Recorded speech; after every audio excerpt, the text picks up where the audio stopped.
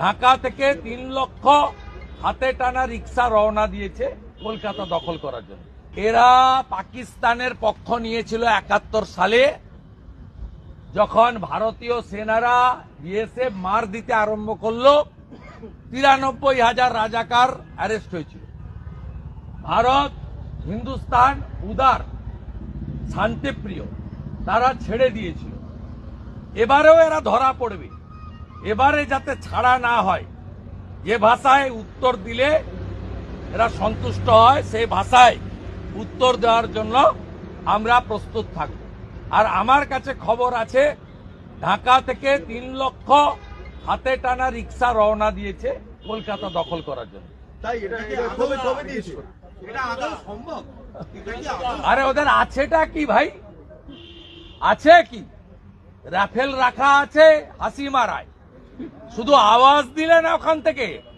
আমি কালকেও বলেছি, আবারও বলছি, ভদ্র ভাষায় বলছি, প্যান্টে বাথরুম হবে। বলছি বিদেশ সচিব বাংলাদেশে গিয়েছে, একটা আশার আলো দেখা যাচ্ছে দু দেশের মধ্যে সম্পর্ক আবার যাতে পুনরায় ঠিকঠাক ভাবে জায়গায় যায়। কালকে বৈঠক আছে। আমি বলতে পারবো না, আমি পররাষ্ট্র দপ্তরের কেউ নই। বছর শেষের খুশি নগদে হবে বেশি। নগদ পেমেন্টে নির্দিষ্ট ক্যাটাগরির কেনাকাটায় 300 টাকা পর্যন্ত ক্যাশব্যাক। বলছি বিএনপি নেতা, সেটা হচ্ছে মুখ্যমন্ত্রী আজকে বললেন যে সীমান্তে বহু মানুষ অপেক্ষা করছেন পশ্চিমবঙ্গে বা ভারতে প্রবেশ করার জন্য। পশ্চিমবঙ্গ সরকারের কোনো আপত্তি নেই, সেন্ট্রাল গভর্নমেন্ট যদি অনুমতি দেয় বা সিকিউরিটি যদি অনুমতি দেয়, কিভাবে দেখছে? না না, উনি কখন কি বলেন আমি তো জানি না।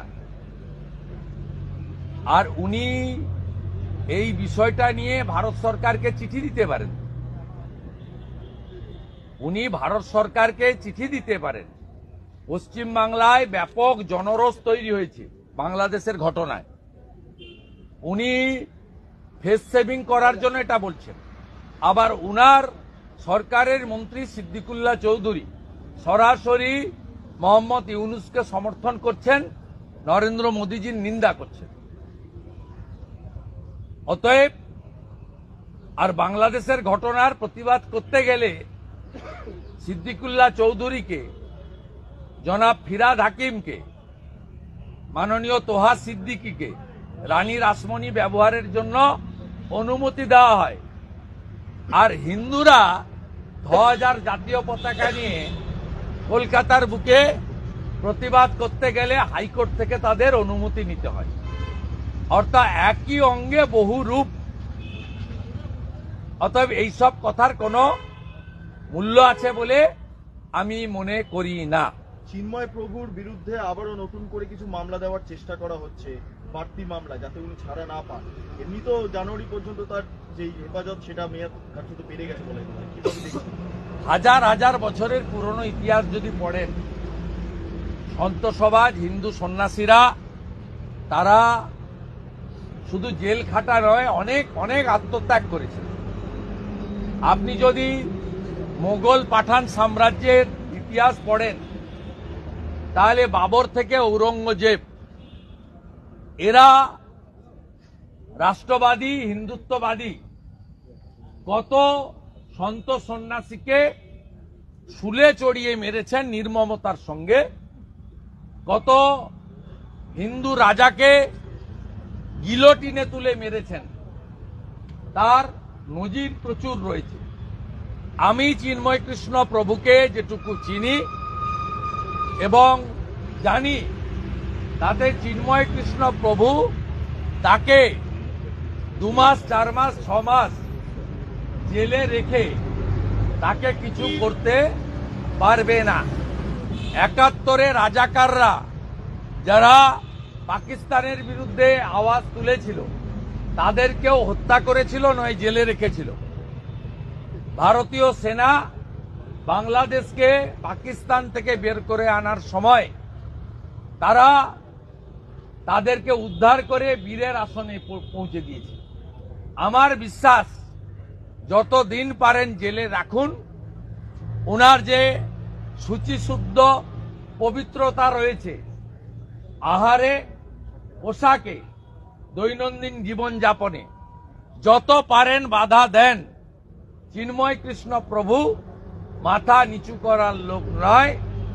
এক চিন্ময় কৃষ্ণ প্রভু কারাগারে থাকলে কোটি চিন্ময় কৃষ্ণ প্রভু ঘরে ঘরে তৈরি হবে, হিন্দু বাড়িতে তৈরি হবে, এ বিশ্বাস আমার আছে। শেখ হাসিনা বলছেন বাংলাদেশে বিচার নেই এবং যারা বন্দীরা ছিলেন কুখ্যাত দুষ্কৃতীরা, সেই জঙ্গিদের ছেড়ে দাও। যে কাসব পাকিস্তান থেকে এসে মুম্বাইতে উঠে জেলের ফিশারম্যানের পোশাক পরে এত নিরীহ মানুষকে খুন করল,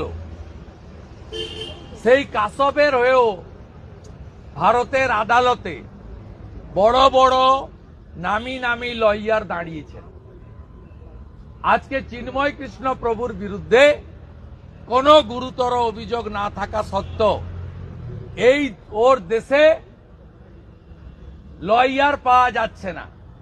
যেদিনকে চট্টগ্রামে 71 জন হিন্দু লয়ারের নামে মামলা করা হয় এবং সিনিয়র লয়ার রমেন রায় তাকে কার্যত মৃত্যু পথে ফেলে দেওয়া হয়, সেদিনই প্রমাণ হয়েছে বাংলাদেশে এখন কোনো গণতন্ত্র নেই, সংবিধান নেই, ওখানে মৌলবাদী জঙ্গিদের হাতে রাষ্ট্রযন্ত্র চলে গেছে এবং এই জঙ্গিবাদ মৌলবাদ বিশ্বের সর্ববৃহৎ শক্তিশালী দেশ আমেরিকা তার নেতৃত্বে